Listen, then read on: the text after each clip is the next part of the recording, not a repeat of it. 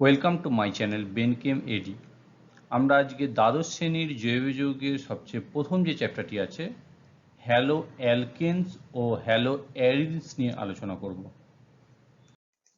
তো অ্যালিফ্যাটিক এবং aromatic hydrocarbon থেকে যদি আমরা একটা এইচ সরিয়ে দিই, তার বদলে যদি একটা আমরা হ্যালোজেন পরমাণু প্রবেশ করাই, তাহলে হ্যালো অ্যালকেন বা হ্যালো অ্যারিনস আমরা পাবো।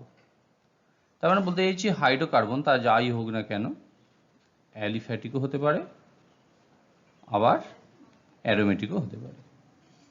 তা থেকে আমরা একটা এইচকে প্রতিস্থাপিত করে কি দ্বারা প্রতিস্থাপিত করব না, হ্যালোজেন পরমাণু দ্বারা। ফলস্বরূপ আমরা পাচ্ছি অ্যালকিল বা অ্যারাইল হ্যালাইড। উদাহরণ দিই, যেমন ধরো CH4, এটা একটা অ্যালিফ্যাটিক হাইড্রোকার্বন, ঠিক তো? তার আমরা ধরো একটা এইচ পরিবর্তন করছি একটা এক্স দ্বারা, ফলস্বরূপ CH3X হচ্ছে। এটা একটা অ্যালিফ্যাটিক হাইড্রোকার্বন থেকে প্রাপ্ত হ্যালো অ্যালকেন, বা এটাকে আমরা অ্যালকিল হ্যালাইডও বলি। যদি এখানে এক্স এক্স আমরা হ্যালোজেন পরমাণুগুলোকে এক্স দ্বারা চিহ্নিত করছি, মানে এক্স ইকুইভ্যালেন্ট টু Cl হতে পারে, Br হতে পারে, I হতে পারে, এমনকি Fও হতে পারে। আবার এটাই যদি অ্যারোমেটিকের ক্ষেত্রে বলি, ধরো এটা একটা বেঞ্জিন বলা, তার একটা এইচ প্রতিস্থাপিত করলাম, ধরো এইচটা লিখলাম, তো এখান থেকে এই এইচ পরমাণুটা কোনো হ্যালোজেন পরমাণু দ্বারা প্রতিস্থাপিত হচ্ছে, তাহলে অ্যারাইল হ্যালাইড বা হ্যালো অ্যারিন উৎপন্ন হচ্ছে। তার মানে এই যে ক্লোরোবেঞ্জিন, ব্রোমোবেঞ্জিন, এগুলো সমস্ত কিন্তু কি হিসেবে পড়ছে না, হ্যালো অ্যারিন হিসেবে আমরা ধরতে পারছি। হ্যালো অ্যালকেনে কতকগুলি হ্যালোজেন পরমাণু উপস্থিত, তার উপর আমরা ভিত্তি করে হ্যালো অ্যালকেনগুলোকে শ্রেণীবিন্যাস করছি। যেমন ধরো যখন মোনো হ্যালাইড বলছি, অবশ্যই বুঝতেই পারছো হ্যালো অ্যালকেনে একটাই হ্যালোজেন পরমাণু বর্তমান, এই রকম ব্যাপার। Methyl chloride, ethyl bromide. ডাইহ্যালাইডের ক্ষেত্রে আমরা বলছি দুটি হ্যালোজেন পরমাণু বর্তমান। তো দুটি হ্যালোজেন পরমাণু আবার কিরকম হতে পারে? একই কার্বনে দুটো হতে পারে, আবার পাশাপাশি দুটো কার্বনে হতে পারে। একই কার্বনে যখন দুটি হচ্ছে তাকে আমরা বলছি জেমিনাল বা শর্টে বলছি জেম, আর পাশাপাশি কার্বনে যখন থাকবে তখন সেটাকে বলছি ভিসিনাল, আমরা শর্টে বলি ভিক। তো যদি আমি উদাহরণে আসি, উদাহরণে যেমন ধরো CH2Cl2, এর নাম অ্যাকচুয়ালি মিথিলিন ক্লোরাইড। তো এটাকে যদি আমরা IUPAC নাম বলি, তাহলে 1,1 ডাইক্লোরো মিথেন। এটা কি না, জেমিনাল টাইপের একটি ডাইহ্যালাইড। আবার যদি এরম বলি CH2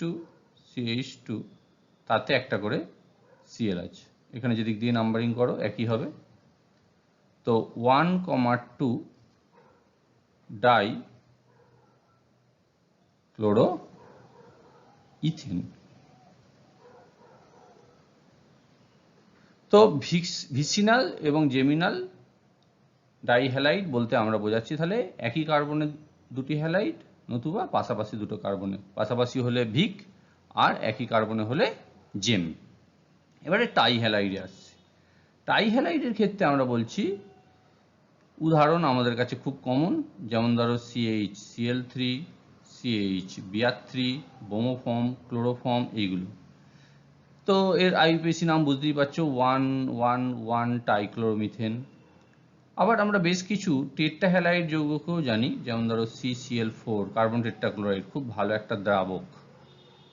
তো এইভাবে হ্যালোজেন পরমাণুর সংখ্যা অনুযায়ী আমরা হ্যালো অ্যালকেনগুলোকে শ্রেণীবিন্যাস করলাম। এবারে আমরা একটা অ্যালকিল হ্যালাইডে কতগুলি হাইড্রোজেন পরমাণু আছে তার উপর ভিত্তি করে আমরা অ্যালকিল হ্যালাইডগুলিকে প্রাইমারি, সেকেন্ডারি এবং টারশিয়ারি অ্যালকিল হ্যালাইড রূপে চিহ্নিত করছি। আমরা যদি বলি যে একটা কার্বনে ন্যূনতম 2টি হাইড্রোজেন আছে, এবার এখানে এই যে আরেকটা কার্বনে, এখানে হতে পারে একটা অ্যালকিল গ্রুপ আছে, কিংবা হতে পারে হাইড্রোজেন পরমাণু আছে, যে কোনো একটি, এটাও হতে পারে, এটাও হতে পারে। তো ন্যূনতম 2টি হাইড্রোজেন যখনই আমাদের কাছে এলো, সেটাকে আমরা 1 ডিগ্রি বলবো বা প্রাইমারি। তাহলে কি বললাম, ন্যূনতম 2টি H পরমাণু যেই পাচ্ছি আমরা সেটাকে প্রাইমারি বা কি বলছি, 1 ডিগ্রি বলছি। এরপরে ধরো যদি একটা অ্যালকিল গ্রুপ আছে এবং একটি H পরমাণু আছে,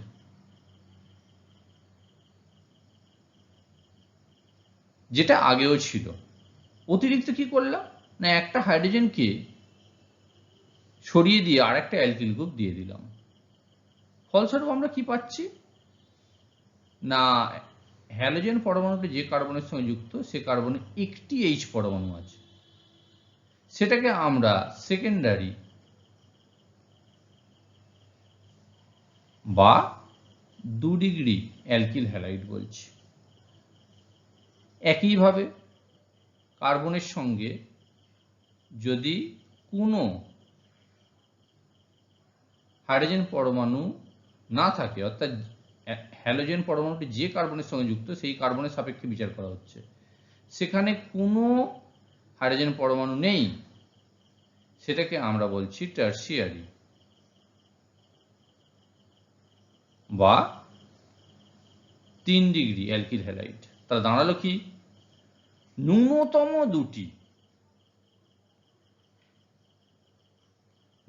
2টি কেন বলছি, 3টে থাকলেও হবে, মানে বলতে চাইছি CH3Cl এটা কিন্তু প্রাইমারি,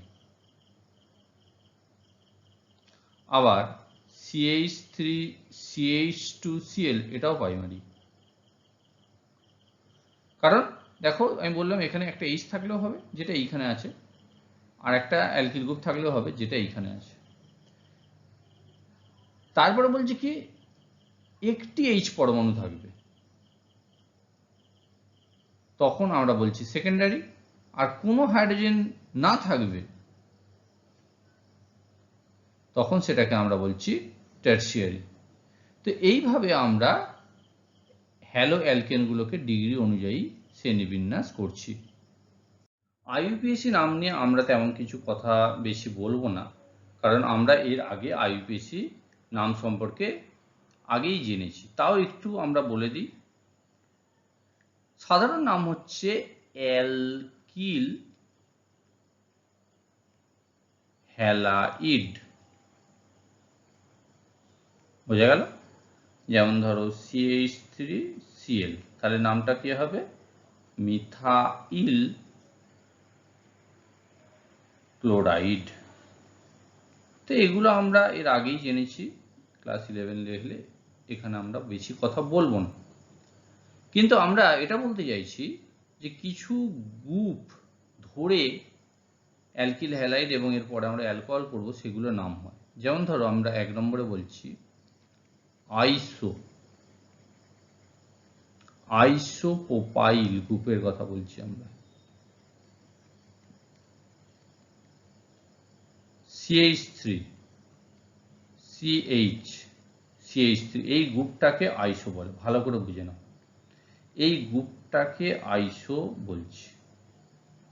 এবারে কটা কার্বন, এখানে 3টে কার্বন, তাহলে এটাকে আমরা আইসোপ্রোপাইল বলছি, কিন্তু এই প্যাটার্নটা এইরকম হবে। এবারে এখানে এই বন্ডটায় তুমি হ্যালোজেন পরমাণু যদি দিয়ে দাও, মানে ক্লোরিন দিয়ে দাও, তাহলে আইসোপ্রোপাইল ক্লোরাইড। OH দিয়ে দাও, আইসোপ্রোপাইল অ্যালকোহল। বোমিন দিয়ে দাও, আইসোপ্রোপাইল বোমাইড। এবার যদি আইসোবিউটাইল বলে, তো বললাম এই অংশটা তোমাকে রাখতেই হবে। আইসোবিউটাইল বলছে আর যাই বলছে, কিন্তু এখানে 3টে কার্বন, তোমাকে বিউটাইলে যেতে গেলে তুমি আর একটা CH2 বাড়িয়ে দিলে, ব্যাস। এবারে এখানে তুমি বললাম ক্লোরিন দাও, গ্রুপটাকে বোঝো, আমি এখানটা বোঝানোর চেষ্টা করছি যে এই অংশটা ছিল, তাহলে আইসোবিউটাইল ক্লোরাইড। তারপর ধরো এখানে যদি OH দাও, আইসোবিউটাইল অ্যালকোহল, এরম ভাবে। 2 নম্বরে আমরা আসছি, এবার আমরা বলছি সেক বিউটাইল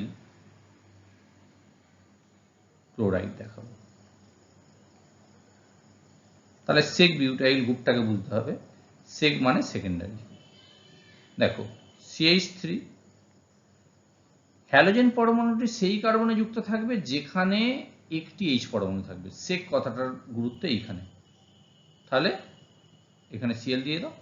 এবারে বিউটাইল বলেছে তো 4টে কার্বন, তুমি 2টো লিখেছিলে, তাহলে আরো 2টো বাড়িয়ে দাও, আর কিচ্ছু নেই। যদি সেক প্রোপাইল হতো তাহলে এইটাই হতো, এই যে 1 2 3, সেখানে Clটা আছে। এটা সেক প্রোপাইল আবার আইসোপ্রোপাইল। বিউটাইলের ক্ষেত্রে কিন্তু আলাদা হয়ে গেল, কারণ এখানে দেখো যে কার্বনেতে হ্যালোজেন পরমাণুটি আছে সেখানে একটি H পরমাণু আছে। ঠিক আছে। 3 নম্বরে টাট বিউটাইল। টাট বিউটাইল কোথা থেকে আসছে? টারশিয়ারি কোথা থেকে? টারশিয়ারি থেকে।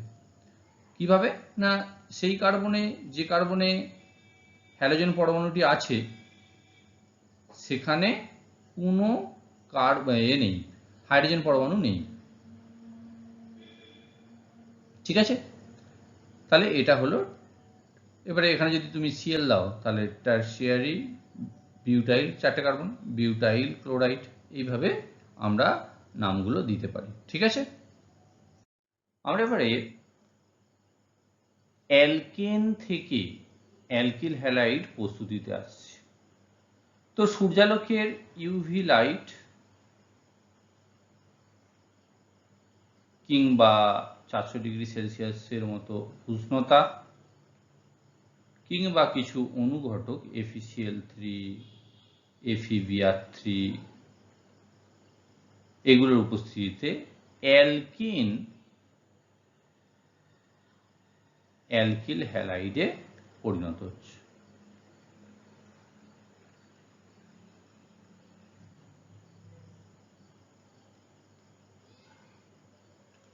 ওকে, তো উদাহরণ দিই। যেমন ধরো CH4, তুমি যদি ক্লোরিনের সঙ্গে বিক্রিয়া করো সূর্যালোকের উপস্থিতিতে, তো ও এক একটা করে হাইড্রোজেন সরিয়ে এক একটা করে Cl পরমাণু দিচ্ছে। ফলস্বরূপ CH3Cl, CH2, Cl2, CH, Cl3, CCl4, methyl chloride, methylene chloride, chloroform এবং কার্বন টেট্রাক্লোরাইড পরপর উৎপন্ন করছে। তাই বিক্রিয়াটা যদি তোমাকে এইখানে এসে থামাতে হয়, তাহলে তোমাকে এখানে Cl2-তে 1 মোল কথাটা লিখতে হবে। বিক্রিয়াটি কিভাবে হয় বললাম, প্রতিস্থাপন বিক্রিয়া এবং মুক্তমূলক ক্রিয়া কৌশলে হয়। ফ্রি রেডিকাল মুক্তমূলক ক্রিয়া কৌশলে হয়। তাহলে যদি মুক্তমূলক ক্রিয়া কৌশলে হয়, আমরা মুক্তমূলক এর স্টেবিলিটি জানি 3 ডিগ্রি, 2 ডিগ্রি, 1 ডিগ্রি। তাহলে 3 ডিগ্রির ক্ষেত্রে সবচেয়ে ভালো হবে। ঠিক আছে। এবার যদি হ্যালোজেনগুলোর ক্ষেত্রে বিচার করি, ফ্লুরিন এত সক্রিয়, বলছে অন্ধকারে এই রাসায়নিক বিক্রিয়াটা হয়ে যায়। তারপরে Cl2, তারপরে Br2, তারপরে I2। I2-র ক্ষেত্রে কিছু সমস্যা আছে। একইভাবে যদি আমরা বিক্রিয়াটা করি, মানে CH4 এর সঙ্গে ধরো I2 বিক্রিয়া করছে, CH3I হয় বটে, কিন্তু সাথে সাথে আরেকটা জিনিস তো উৎপন্ন হয়, HI। একটা তীব্র বিজারক পদার্থ। তাহলে এ আবার CH3I কে বিজারিত করে মিথেনে নিয়ে চলে যাবে। সেই জন্য কিছু জারক পদার্থ, যেমন ধরো গাঢ় নাইট্রিক অ্যাসিড, এগুলোর উপস্থিতিতে আরো অন্য জারক পদার্থ ব্যবহার করতে পারো, উপস্থিতিতে বিক্রিয়াগুলো সাধারণত করা হয়। তাহলে হ্যালোজেনগুলোর কম হলো এইটা। কারা ভালো? অ্যালকিল হ্যালাইডগুলোর প্রকৃতি কোনগুলো ভালো হবে? 3 degree greater than 2 degree greater than 1 degree. আর হ্যালো আয়োডাইড উৎপন্ন করার ক্ষেত্রে কিছু জারক দ্রব্য আমাদের ব্যবহার করতে হবে। এই কথাগুলো আমাদেরকে একটু মনে অবশ্যই রাখতে হবে। তো এই হ্যালোজেনগুলোর সক্রিয়তা বুঝতেই পারছো, বন্ধন যে এনার্জি আছে তার উপর নির্ভর করছে। F বন্ধন শক্তি বেশ কম, বন্ধনটা সহজেই ভেঙে যাবে, সেই তুলনায় সে কিন্তু সক্রিয় বেশি। ঠিক আছে? এবার আমরা বলছি অ্যালকিন থেকে কি করে অ্যালকিল হ্যালাইড বা হ্যালো অ্যালকেন আমরা পাবো। আমরা বলছি হ্যালো অ্যাসিডগুলি দ্বারা, হ্যালো অ্যাসিডকে আমরা HX দ্বারা প্রকাশ করতে পারি, এবং HF, HCl, HBr, HI এগুলো হলো হ্যালো অ্যাসিড। অবশ্যই অ্যাসিডের স্ট্রেংথ যা, সে অনুযায়ী বিক্রিয়ার হারও নির্ভর করে। তো হ্যালো অ্যাসিড দ্বারা যখন অ্যালকিনের যুত বিক্রিয়া করা হয়, অবশ্যই যুত বিক্রিয়াটা হয় ইলেকট্রোফিলীয় যুত বিক্রিয়া, মানে প্রথমে একটি ইলেকট্রোফাইল প্রবেশ করে, তখন আমরা অ্যালকিল হ্যালাইড পাচ্ছি। আমরা যদি এইভাবে প্রকাশ করি একটা অ্যালকিনকে, তার সঙ্গে যখন একটা HX বিক্রিয়া করছে, তাহলে একটা কার্বনে H এলো, একটা কার্বনে X এলো। যদি প্রতিসম হয় তাহলে কোনো সমস্যা নেই, কারণ যেখানেই হ্যালোজেন পরমাণুটা প্রবেশ করুক না কেন, একই বিক্রিয়াজাত পদার্থ উৎপন্ন হবে। কিন্তু যদি অপ্রতিসম হয় তাহলে কিন্তু সমস্যা আছে। তাই অপ্রতিসম অ্যালকিনে যখন অপ্রতিসম বিকারক, এখানে তো আমাদের অপ্রতিসম বিকারক হচ্ছে HX, যখন যুক্ত হচ্ছে তখন একটি মার্কনিকভ একটি সূত্র বলছেন যে অপ্রতিসম বিকারকের যেটা নেগেটিভ অংশ সেই কার্বনে যুক্ত হবে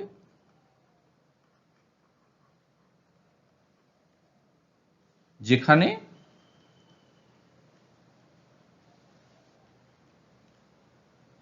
কম সংখ্যক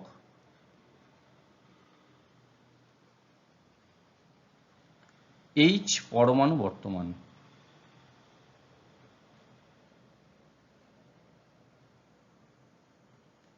ব্যাপারটা কিরকম হচ্ছে? সর্বপ্রথম আমরা একটা অপ্রতিসম অ্যালকিন নিই, যেখানে দ্বিবন্ধন আছে সেই জায়গাগুলো একটু খেয়াল করে থাকো। এইখানে কম সংখ্যক হাইড্রোজেন পরমাণু আছে, আর এখানে বেশি সংখ্যক, এখানে একটি, এখানে দুটি।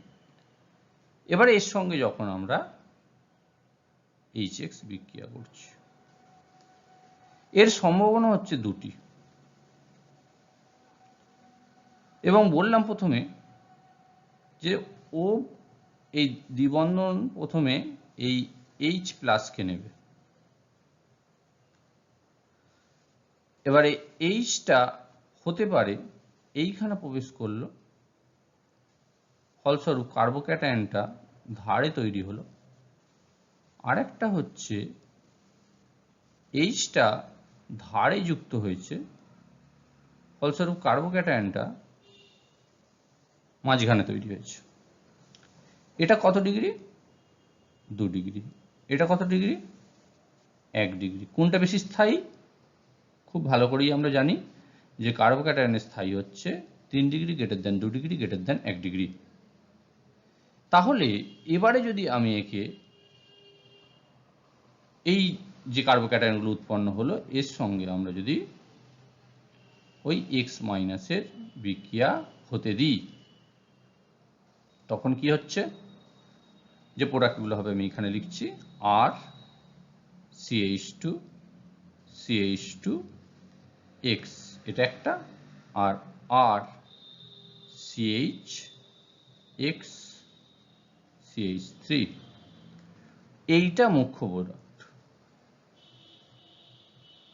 মার্কোনিকভ বলছেন, আর অন্যভাবেও আমরা ব্যাখ্যা করছি যে কার্বোক্যাটায়নের স্থায়িত্ব, যে ইন্টারমিডিয়েটটা তৈরি হচ্ছে কার্বোক্যাটায়ন, সেটা স্থায়িত্ব অবশ্যই সেকেন্ডারি বেশি বলে তা থেকে যে প্রোডাক্টটা হচ্ছে মানে এইটা, সেটা মুখ্য। আর মার্কোনিকভ বলছেন কি, হ্যালো অ্যাসিডগুলির বা যে কোনো অপ্রতিসম বিকারকের নেগেটিভ অংশ সেই কার্বনে যুক্ত হবে যেখানে কম সংখ্যক H পরমাণু আছে। যখন অপ্রতিসম অ্যালকিনে যখন হ্যালো অ্যাসিড যুক্ত হচ্ছে তখন একটা হাইড্রাইড শিফট হওয়ার প্রসঙ্গ আমাদের এসেই যাচ্ছে। তো সেই জন্য আমরা সেটাকে বোঝানোর চেষ্টা করছি। ধরো এখানে আমরা প্রথমে বলেছি যে ইলেকট্রোফিলীয় যুত বিক্রিয়া হবে, সর্বপ্রথমে একটা ইলেকট্রোফাইলের সঙ্গে যুক্ত হচ্ছে। তো যেটা সব থেকে স্থায়ী প্রোডাক্ট হবে আমরা সেটাকেই লিখছি, যদিও আরো একটি প্রোডাক্ট হবে CH3।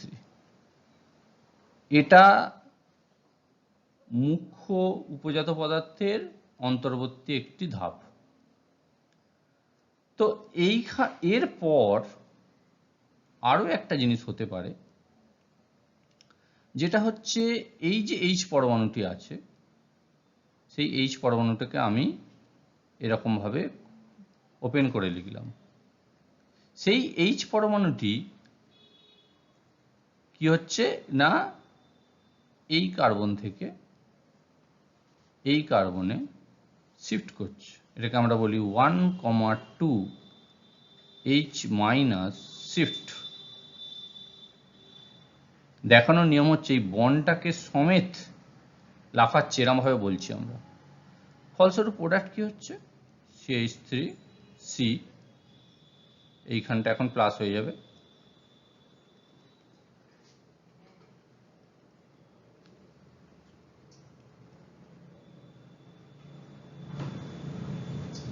আর এখানে CH2 হয়ে গেল।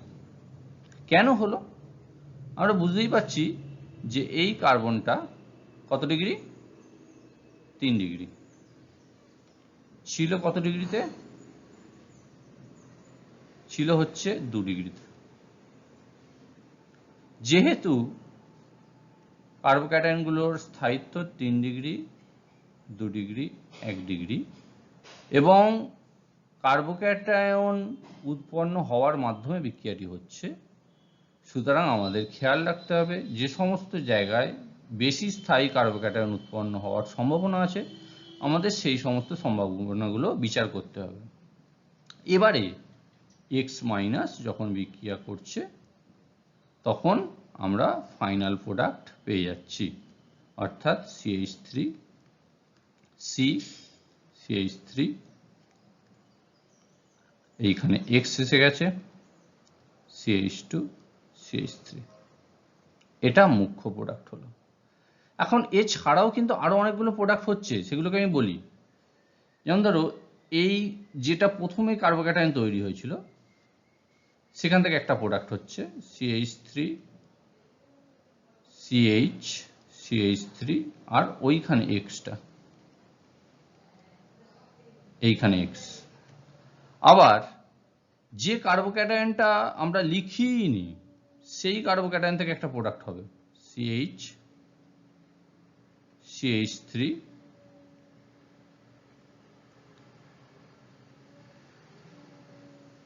না এটা নয়, একটু ভুল হলো,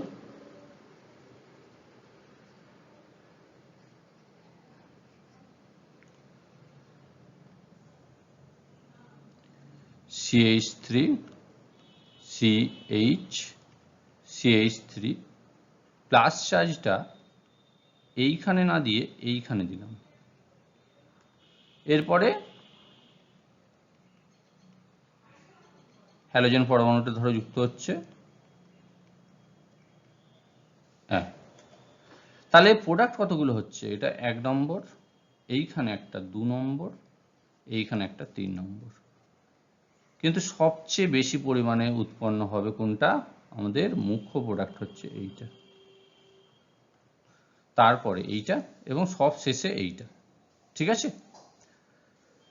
তো এইভাবে আমাদের মাথায় রাখতে হবে। তুমি যদি এটাকে নাও লেখো চলবে, কিন্তু মুখ্য এটাকে লিখে এটাকেও লিখে দেবে, কারণ এরা একই অন্তর্বর্তী প্রোডাক্টের মাধ্যমে হচ্ছে। তবে অক্সিজেন কিংবা জৈব পারক্সাইডের উপস্থিতিতে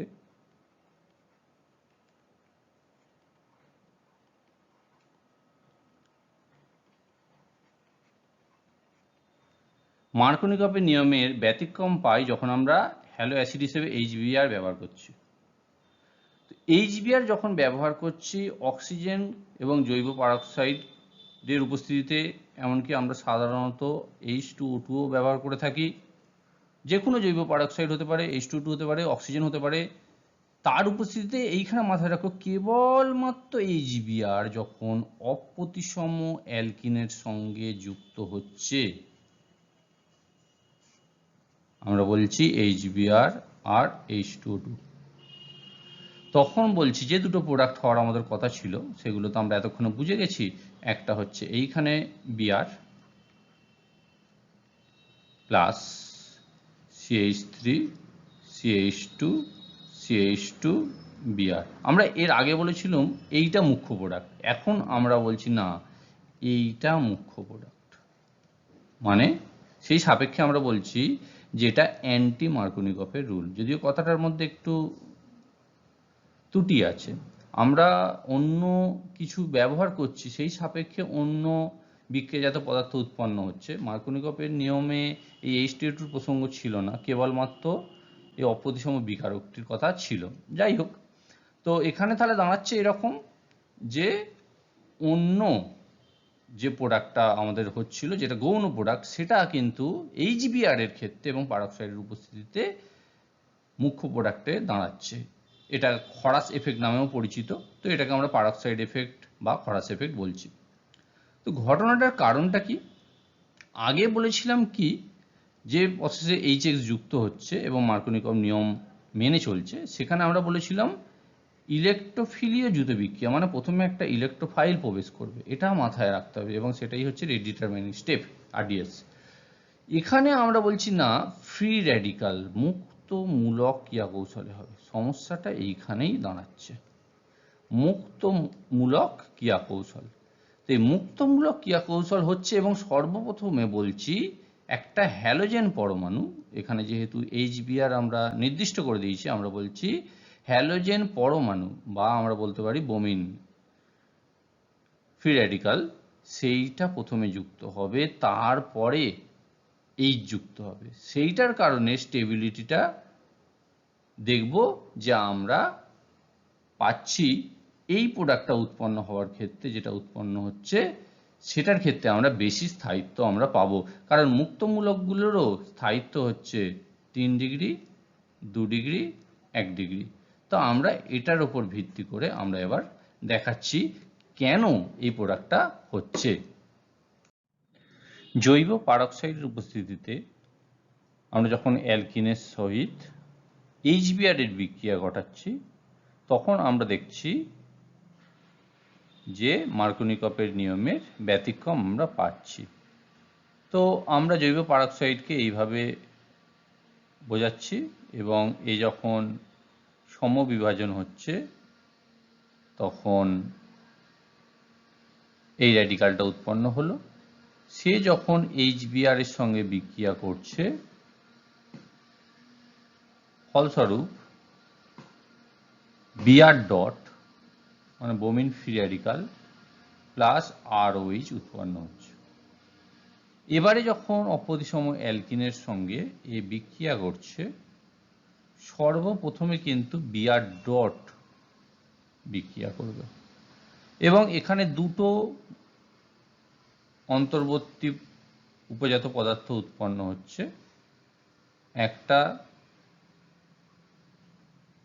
এইটা, মানে এই কার্বনে ইলেকট্রনটা আছে মুক্তমূলকের, আর আরেকটি হচ্ছে আর CH2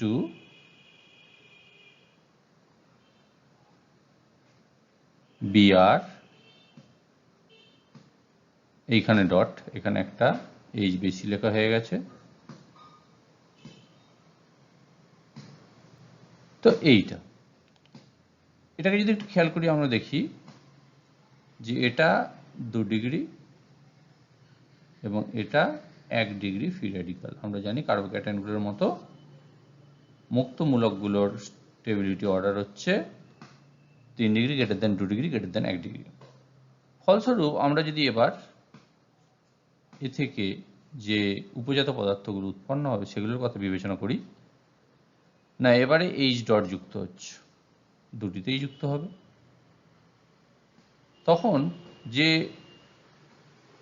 প্রোডাক্টটা উৎপন্ন হচ্ছে, যেহেতু এটা স্থায়ী অন্তর্বর্তী উপজাত পদার্থ থেকে আসছে, সুতরাং ওটা বেশি পরিমাণে উৎপন্ন হচ্ছে।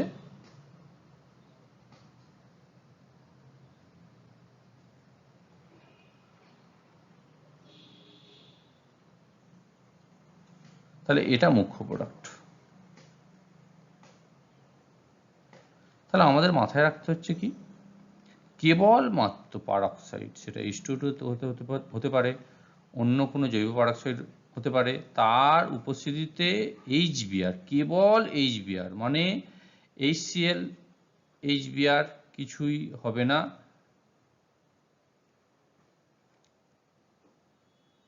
HCl plus H2O2